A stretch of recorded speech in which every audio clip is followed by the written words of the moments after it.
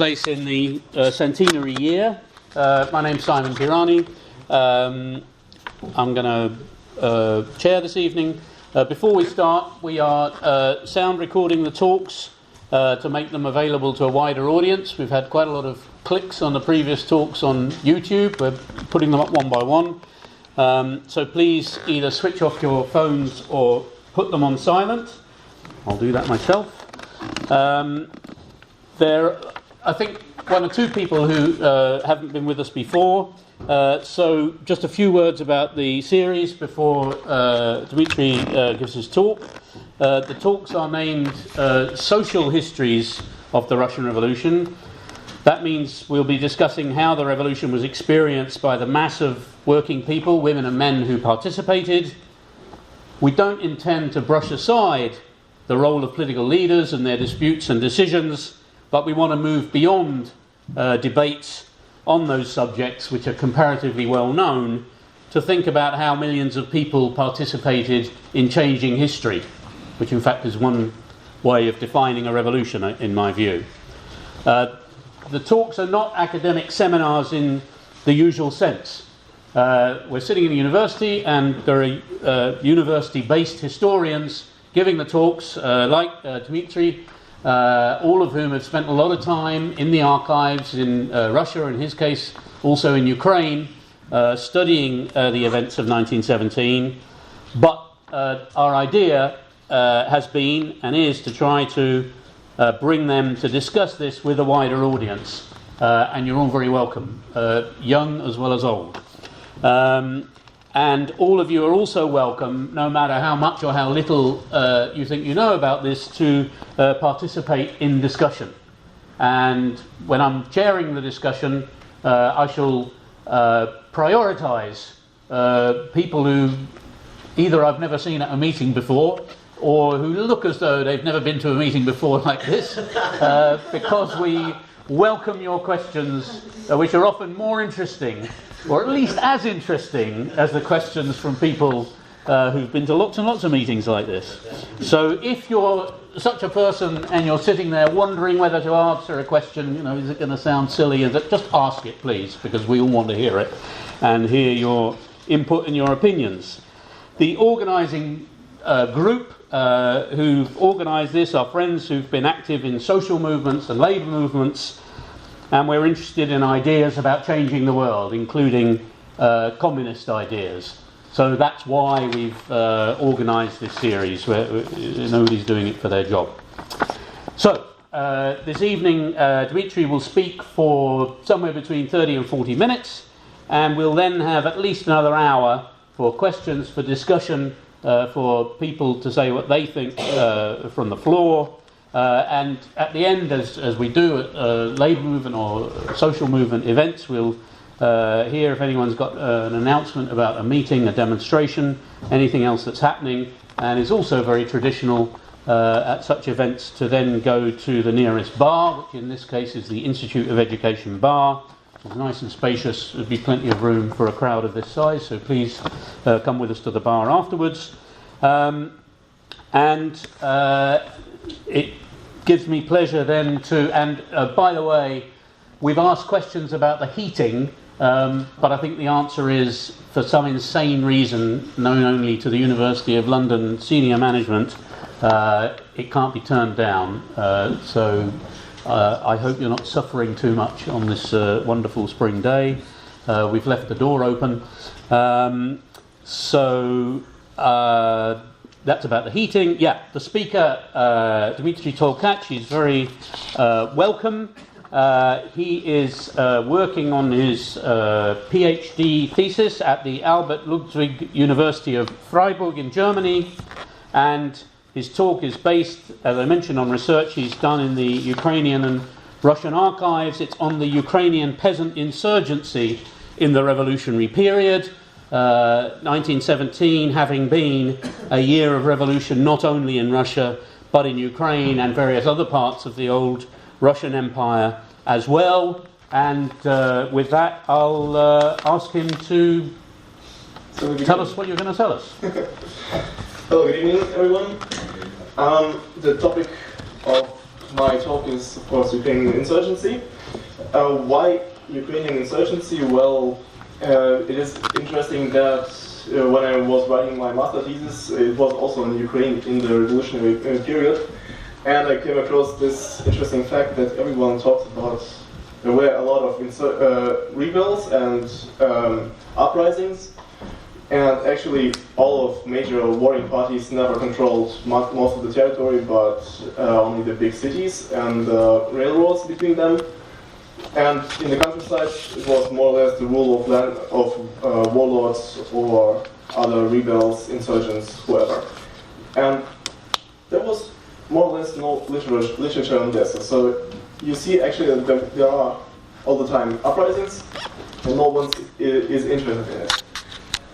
So I decided to look into it. Of course, the biggest problem is that those insurgents usually did not write a lot of documents and leave them behind in nice ordered archives, so that you actually have to look into the archives of their enemies who are writing about them, like the dark masses of counter-revolutionary kulaks who want to destroy the progressive revolution and so on, which is simply, well, it simply cannot be true. Let's say it this way.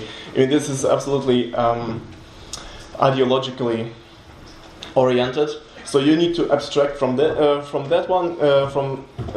point of view, and then actually you get a lot of insight in what was going on in the countryside.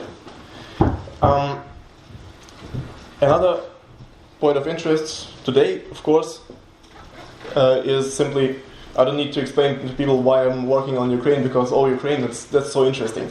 Since the events since 2014, like almost everyone has some idea of Ukraine, at least something. But when I started, actually, no one actually was interested in it. People actually ask me why this topic. It's so unimportant. If we see Ukrainian revolution or Ukrainian civil war as part of the Russian Revolution and Russian Civil War, then Ukraine also becomes really interesting object of study, because it shows actually that there is also a colonial aspect to the Russian Revolution, because in Ukraine the Russian Revolution was actually a colonial invasion, almost, we must say. So it was a foreign revolution that was carried into Ukraine, more or less. Also, there was a Ukrainian revolution taking place at the same time. And so we have actually a war between Ukrainian revolution and Russian revolution actually winning at the end. This is really interesting to see. Just a couple of years ago, Stephen Velichenko, a Canadian historian, wrote a book about the discussions, the critique of Russian Bolshevik rule by Ukrainian communists. So there was also a Ukrainian Communist Party that were actually criticizing the Bolshevik rule as a colonial one, actually. So long before this topic became actually an issue, this was already in the beginning 20s and late 1910s. It was already a topic in Ukraine. So let's get first of all an understanding of what is Ukraine. And here we have a nice map of Ukraine in 17, 18, this time. So at that point, of course, there was no Ukraine more or less as an entity, as a political entity. To be sure, actually it was divided between a Russian part, the territories that we see today as Ukraine. It was divided in a Russian Empire, and the Galician part was in Austro-Hungarian Empire, and also some other adjacent territories. What I'm interested in is, of course, only the Russian part, because the uprisings took part only in the Russian part. This was absolutely absent in Austrian part of Ukraine. for different reasons. It had completely different social development. So when I speak of Ukraine today, it will be only this region, only these 9 governorates of Russian Empire. And we will come back to this map simply to have an idea of where does it take place, because it's going to be really confusing. Really confusing.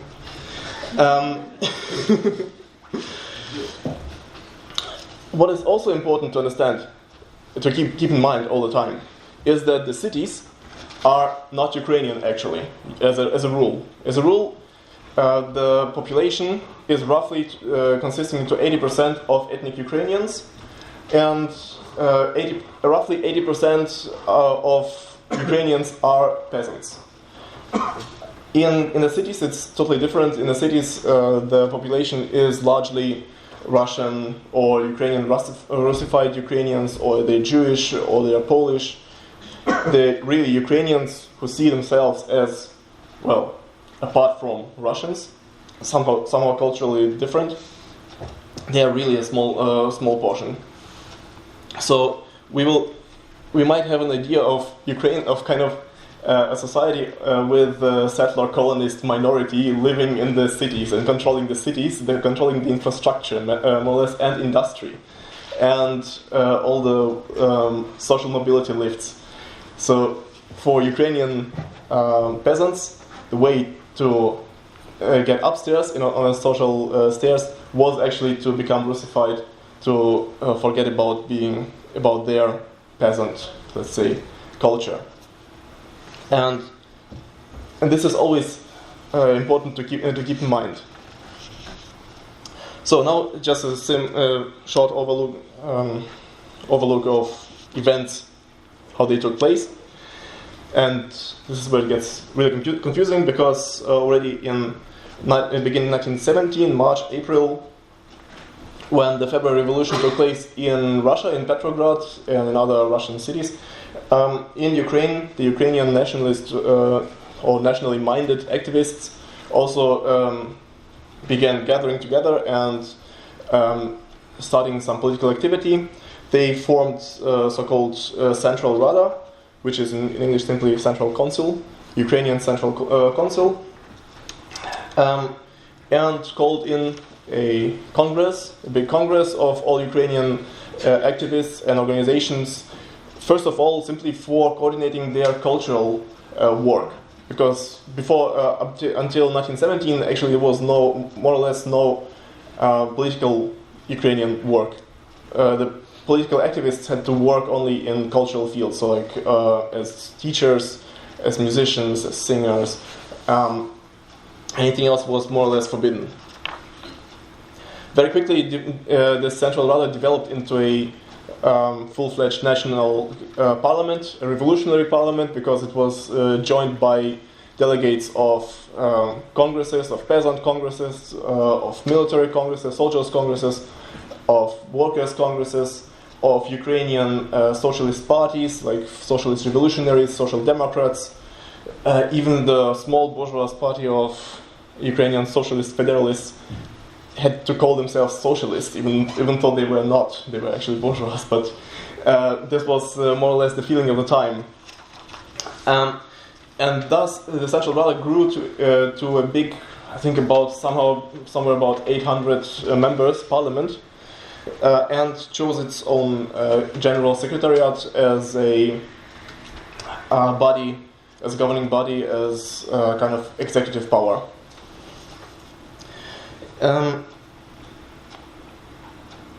The parliament passed four four basic laws that they called universals, referring back to the old Cossack tradition of early modern times.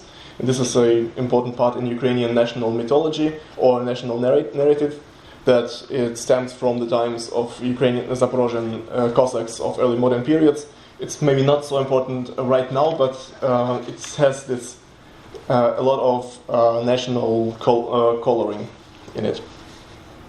The universals proclaimed, first of all, that there is a Central Rada, which is national parliament or national governing body, Then it explained where the next one explained which provinces are to be considered as its territory or territory of its influence. The third one in November, after the Bolshevik coup in Petrograd, the Central Rada proclaimed actually a Ukrainian National Republic or Ukrainian People's Republic that they said consists of all these regions that are dark green, except this, of course. They didn't control it anymore, and it said that actually Ukraine is part of Federative Russia, but it's autonomous, and that's where Bolsheviks were not ready to negotiate. There were some discussions, some arguments between them about letting Don Cossacks pass the territory of Ukraine, and at some point simply it was more or less a pretext for Bolsheviks to invade Ukraine from the eastern part, from Kharkov and from the north, and they were quite successful in forcing Central Rada out of Kiev already in beginning February 1918. And they, at the end, the Central Rada had to sign a Brest-Litovsk peace treaty with Central Powers and get their military support in the struggle against the Bolsheviks. So very soon, Central Powers, which Ukraine was as part of Russian Empire in war with, became allies of Ukrainian People's Republic. They drew out Bolsheviks from Ukraine within several months, and reinstalled again Ukrainian People's Republic or the Central Rada as a parliament in Kiev. Very soon they saw that they cannot achieve their aims with those socialists in Kiev, because the first and foremost goal was actually to get grain out of Ukraine, because of the huge hunger crises in Austria, Hungary, and in Germany at that time. The most important topic for Central Powers was actually to get grain. And it was more or less impossible with those socialists because they were only negotiating all the time. They did not do anything, kind of. That's why Central Powers supported a... Oh, wait. We'll see. Yeah, right. This is the government of Central Rada, the General Secretariat, consisting more or less of socialists. There were only some socialist federalists in there. And they supported a coup d'etat by this General Pavlo Skoropadsky, who was a Russian general from the Tsarist Empire still, and in end April he overthrew the Central Rada, installed himself as the hetman of Ukraine, again an old title of early modern period, Cossack title, and started quite reactionary politics in the cities and also in the rural regions, bringing back the arable land to its old owners. The time was full of uprisings, and his power actually lasted based completely on military strength of Central Powers, and lasted only until they lost the First World War. In mid-November, the old activists of the Central Rada launched an uprising against him, and were very successful. Again, they were victorious. They drove him out of Ukraine within 1 month, and this even because of the Germans who were still in the country. So otherwise, it would have been even faster. Yes, exactly. There we have the directory in Kiev again, with Simon Petlura, who was the military chief of those activists who called themselves the Directorate of the Ukrainian People's Republic. As longer as the civil war took place and lasted, he became more and more important. The army became more and more important, and so he also. And now he is kind of the embodiment of Ukrainian national aspirations of the time in a grand narrative. So there is no story of the spirit without him. But actually, we are about different people. At the end of 1918, again, Bolsheviks launched a new invasion of Ukraine. They were again very victorious for several reasons, actually. They won the country, and wait again. Here we have this wonderful map coming again from the east. At the same time, French and Greek troops landed in the southern part in Odessa. A lot of big uprisings formed also here in this area with Nestor Makhno, the anarchist leader.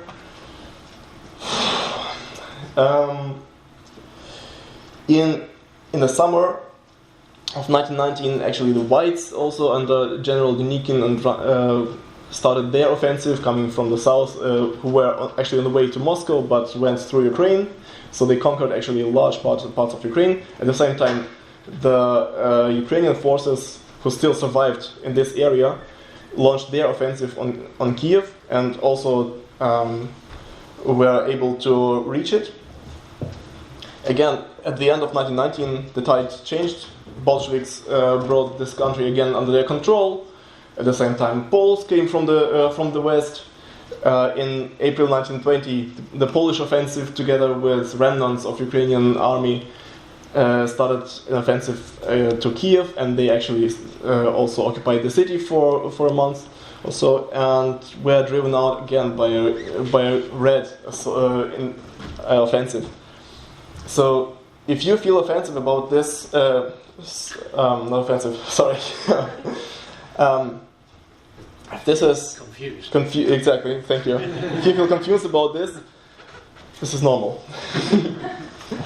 And this is actually, if we just imagine that we are looking now from a bird's eye perspective on it, with all the information at our hand, for people at that time, with the total breakdown of information and more or less only rumors and propaganda as only available information sources, there was no way to knowing what is actually happening and where and how. This is an important precondition to what happened actually, why all those uprisings broke out. So this is actually more or less the grand narrative, because those are the grand warring parties. If we look aside of them, there were also some village activity at the same time. And as we keep in mind, 80% of the population were in the villages. So let's look at that. Here we have the white commanders of the white forces, and already in 1917, actually in the rural parts of Ukraine, the peasants became also very active. Of course, they wanted also liberation. With revolution, liberation in peasant terms meant, of course, that means of productions, tools of productions and means of productions shall belong to the toiling people. Which are the peasants? Means of productions is, of course, the land. So the socialism in the eyes of the Ukrainian peasants meant, of course, first of all, the redistribution of the arable land among the peasants themselves. Of course, they would not take the land away from other toiling peasants, whom they knew usually. So they looked more to the land of great landowners, of the state, and of the church, and of course of some local great grand farmers who had simply too much of land in the eyes of other villages. So we have several peasant congresses in every region, also all Ukrainian peasant congresses, different conventions.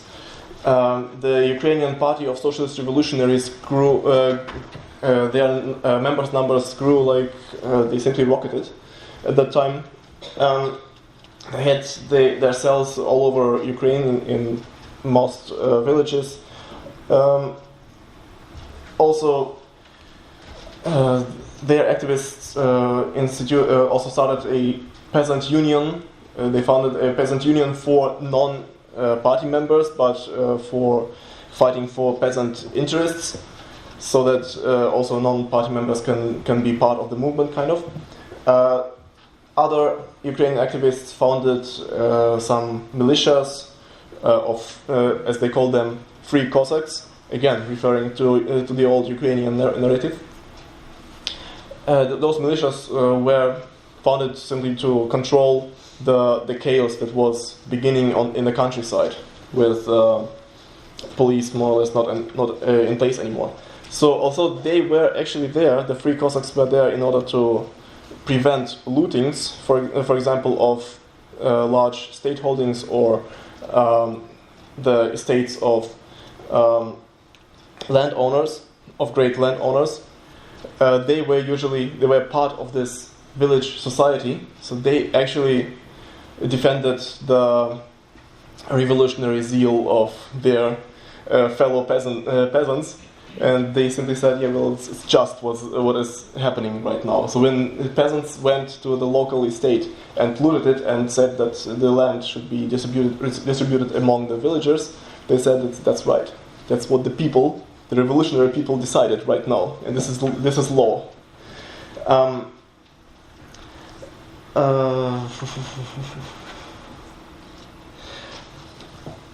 So they were already, and at that time they were simply not even listening to what directives came from above, even from the Central Rada, which was told again and again to be their own parliament, their national parliament.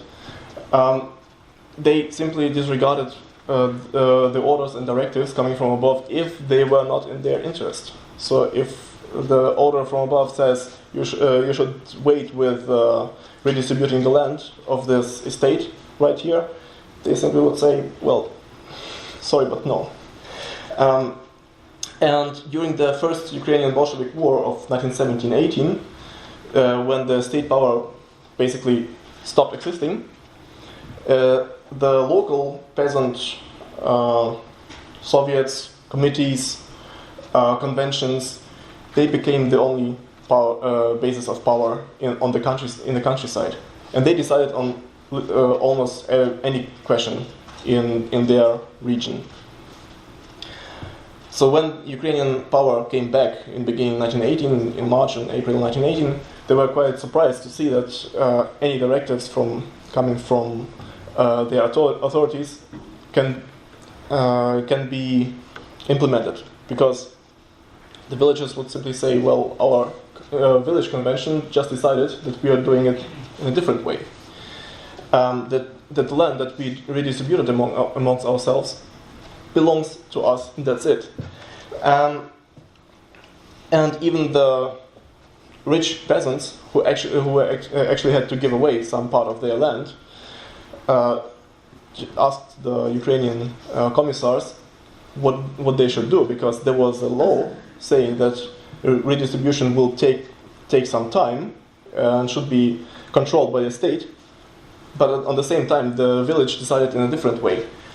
So the Ukrainian commissars also didn't know what to say to that. They were just writing to Kiev or to their regional capitals asking for new directives, because no one knew what to do.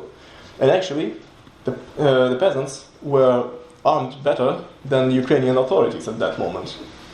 And this is a question: how comes that peasants are armed? First of all, those free Cossacks were not really armed. They actually had to ask for arms for weapons in 1917. In beginning 1918, they have machine guns and everything. And some villages actually proclaim themselves a republic of village so and so, and install machine guns at the entrance and simply say we don't recognize any other power except of our convention. That's it. The answer is quite easy. Ukraine was just at the front line of the First World War. And at the end of 1917, the army and the front actually more or less stopped existing. It was crumbling apart every day. And soldiers simply made their way back home. And of course, this way went directly through Ukrainian territories. So when soldiers decide to go home, they of course take their weapons with them and leave them somewhere when they decide that they don't need them anymore, or they give them away for a free ride, for example, or they give the weapons away for for some food. They exchange it, and so in the beginning of 1918, actually, you could buy any weapon right at the market, more or less, right at the local market. There's even a memoir writing that you could buy a machine gun for 25 ruble. I mean, there were prices. So, in the beginning of 1918, more or less, the villagers were already very heavily armed, and not ready to resign their power, to give away their power.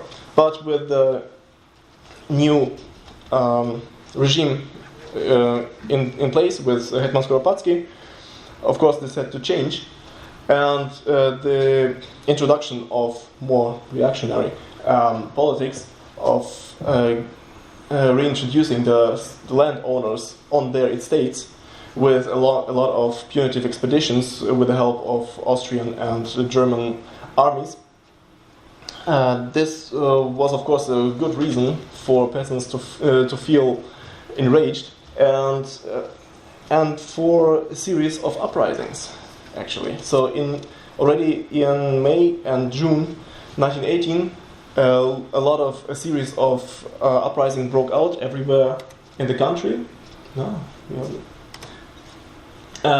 So here, if we look at the map, already in beginning 1918, already in April, in March, we have already some small uprisings in Podolia region, in this region.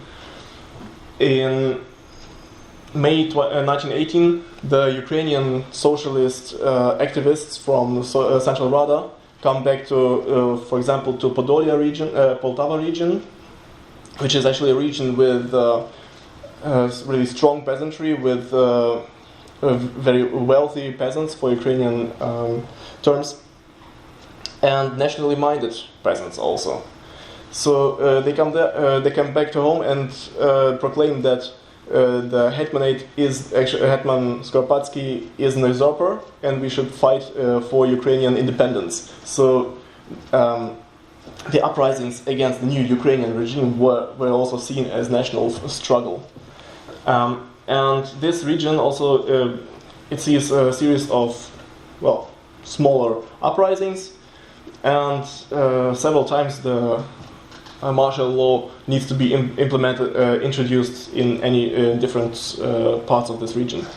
But the biggest uprising actually takes place in June 1918 in this region, in Kiev region, in the southern part of it, the Tarasha-Zvenighorodka uprising, where Ukrainian socialist revolutionaries activists actually managed to unleash an uprising with up to 30,000 peasants as part of it, and conquering large parts of this region, and even some district capitals.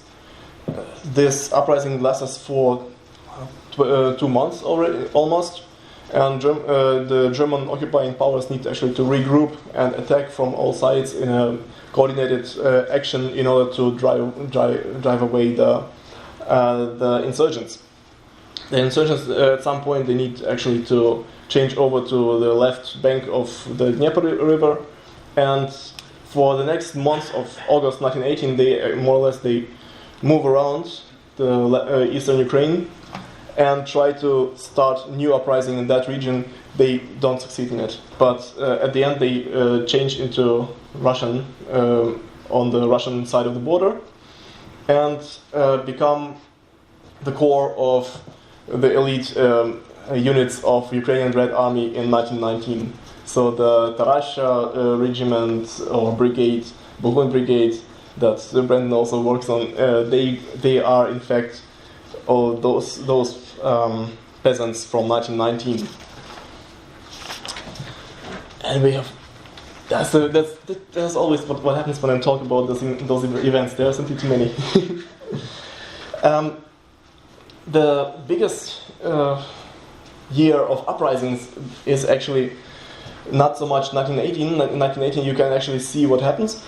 The biggest is actually 1919 when the uprisings start against the victorious Bolsheviks. When all Bolsheviks already have occupied most of Ukraine, and many insurgents, rebel leaders of fall 1918 who rebelled against Hetman Skoropadsky and actually helped the Directorate to win this war against the Hetman. They turn over to the Reds, the advancing Reds, and so Ukrainian army actually crumbles apart as well at that moment. So those rebel leaders become let's say Ottomans. Ottomans was another Cossack term from the time, meaning simply leader or military leader, and that was a term used also by all those insurgents for their local leaders. The most well-known one is, of course, Nestor Makhno, here on the left in the middle. But there was also the good one, Grigoriev, this man, who became also a very important Red Ottoman and controlled the western part of southern Ukraine for Bolsheviks. He drew out actually the French and Greeks from southern Ukraine, but in May 1919 he decided that that's it. His service for the Reds has ended, and started an uprising against the Reds. At that point, he got really strong following, so that actually most Red units in the area simply joined him.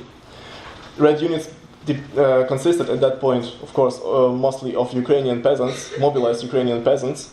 So this is again, the question is, why did they join him? And the answer is quite easy. At that point, the Bolsheviks introduced the politics of war communism in Ukraine, meaning that they more or less decided to requisition grain from the peasants. Just in contrary to what they were saying in late 1917, in beginning 1919, they were not giving the land to the peasants, but taking the grain from them. So at that moment, a series of uprisings started in Ukraine under the Red Banner. Actually, most of them under the Red Banner for Bolshevism and against communism. Why? Because the Bolsheviks gave land, decided the land is for the peasants, but the communists of 1919 took the grain from them.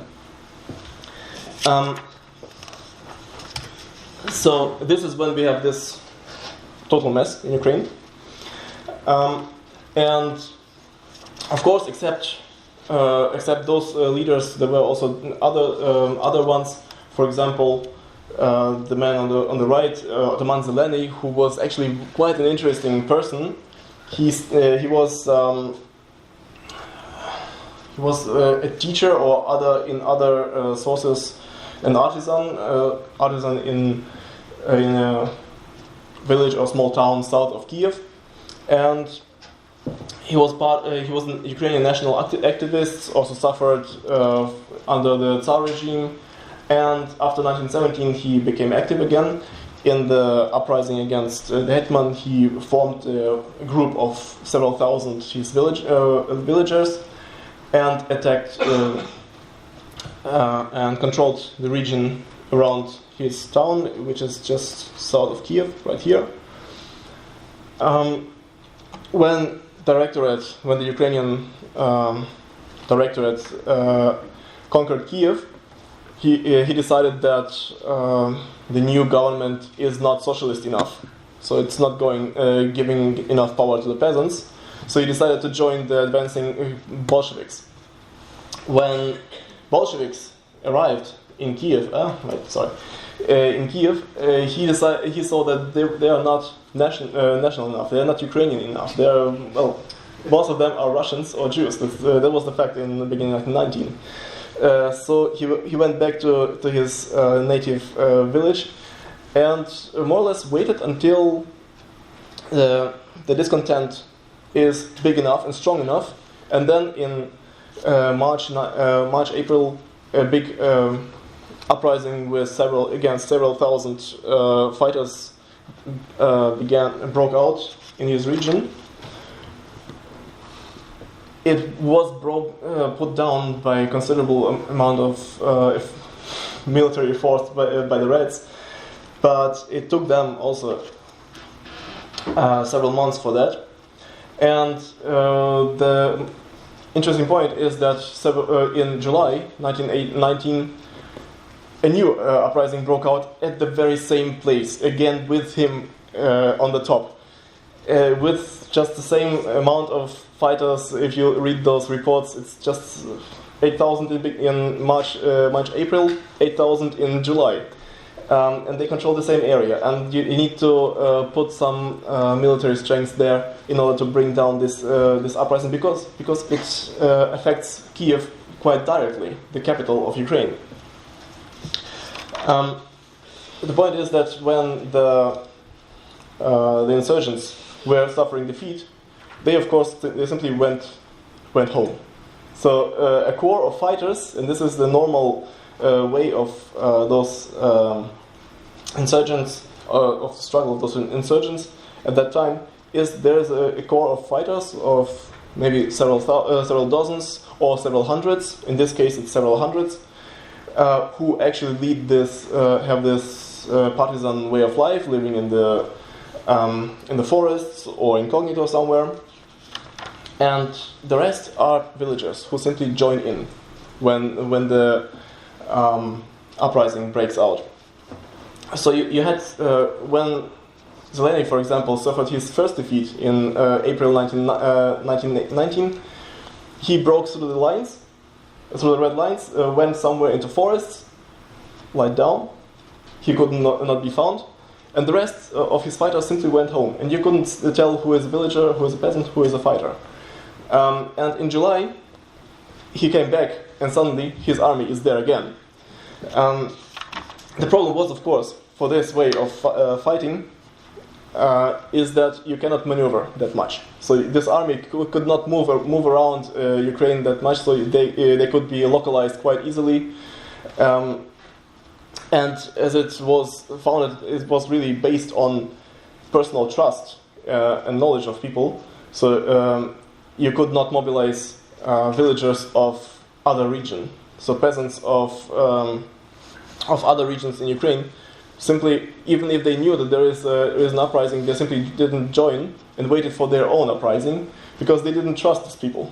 So the interesting point is that really you can mobilize quite easily an army of several thousand people, but at that point there's this border, there's this ceiling, and you cannot go on further. Which of course gave to Bolsheviks the possibility to fight those uprisings. You can more or less wait until you get better conditions for fighting them. There were also other different Ottomans that I could call now, but we really run out of time. This is really pity. When we look at the uprising themselves, so we can actually see what happens. There's an uprising. What happens in the region of this uprising? The rebels, more or less, they defend the region of their villages, and what happens in those villages, no one more or less knows, because of course, first of all, they drive out all the Soviet authorities. So we don't have any information on that. What we have as information is that already in 1917 and 1918, villagers began to implement their views of just rule and just social order. So there were constant village conventions that decided on on more or less all questions, up to what to do, how to deal with criminals, with local criminals. So we have actually in the beginning of 1918 already a lot of information, a lot of reports saying that a convention of the villagers of this village just decided to kill the local thief. So they went to his house and they killed him, and they did not bury his body, but they threw it in the fields. Kind of. So this kind of reports is quite common for beginning 1918. We have also other reports or memoirs describing how they decided on this redistribution of the land, and it was, as one memoir says, it was a principle understandable only to the peasants themselves. So no one could actually explain why the norm should be like this. So why this field should go to this family and this should not go to that. But villagers at the spot, they saw that this is the way it should be. So it becomes really not less abstract, more empirical, and it becomes also national. And so this is quite a strange thing to say, because peasants are usually not seen as the core of really national activism or national politics. In fact, they did not support the Ukrainian Directorate, the Ukrainian Peasant Republic, when it needed their help. The point is that they conducted their national policy within their villages that they called village republics. So the Republic of, I don't know, Satanivka, or nothing but something else. So within their villages, they first of all, already in 1918, they draw out for example, the Jews that lived in the villages. If there were some Jews in these villages, as artisans, as whoever else, they chased them away. And when they started their uprisings and attacked the nearby towns, they usually conducted a pogrom, a Jewish pogrom. What was interesting also is that if they considered those Jews to be ordinary people, be respected people, they would actually help them. They would stop a pogrom brought about by a different group of insurgents that invaded this region. They would, or if they would start an invasion of a nearby town, they would tell other Jews of their town or their village that it's only against the Jews of that town, not against you. You're good Jews. You're our people. And this becomes the most important category: ours or not ours. So Ukrainian villages at that point become very socialist because land is redistributed, and there is always a norm, like a ideal of how big land use should be. It depends on the region, and it is very democratic because more or less everything is decided among peasants themselves, and at the same time it's quite ethnically pure, which is the peasant way of national rule. So there are no foreigners in those villages, or if they are foreigners, they are not seen as foreigners. So that's the way one could describe the citizen nationalism, kind of, on a peasant level. And this is what we actually have in 1919. This is why all those uprisings break out. Of course, as I said, as this face-to-face aspect is so important, they are not able to fight longer fights. And at the end, somewhere at the end of 1920, they have to accept the Bolshevik rule. At the same time, the Bolsheviks introduce a different kind of policies, but if you look closer, it doesn't really work. It is a military subjection of the peasants. Of the peasants that are actually, not so kind people, just as kind or ordinary as the others. Because pogroms of that time, they were also conducted by all other warring parties too. Biggest biggest number was conducted by Ukrainian armies, but the bloodiest ones were conducted by red units or by white units. So at that time there are no ideal people, and this is the way of peasant Ukrainian revolution. And I'm really sorry that the time was not enough to explain it in detail right when it became actually interesting. Maybe in the Q&A section, we'll see. Thank you. Thank you very much. That was great.